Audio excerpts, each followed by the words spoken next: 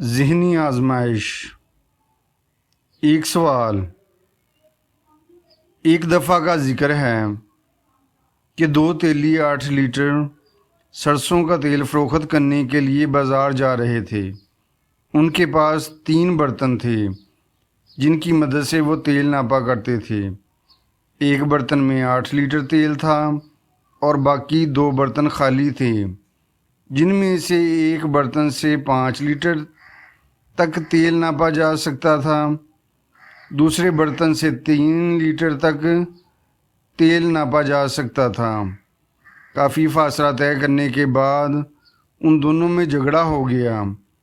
ایک تیلی نے دوسرے تیلی سے کہا، مجھے میرا 4 لیٹر تیل علیحدہ کر کے دے دو، میں اپنا تیل خود ہی فروخت کر لوں گا۔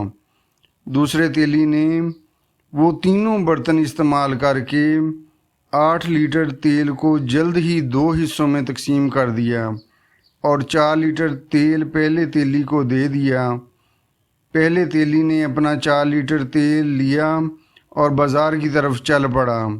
اب آپ یہ بتائیں کہ دوسرے تیلی نے اس 8 لیٹر تیل کو ان تینوں برتنوں کی مدد سے کیسے 2 حصوں میں تقسیم کیا؟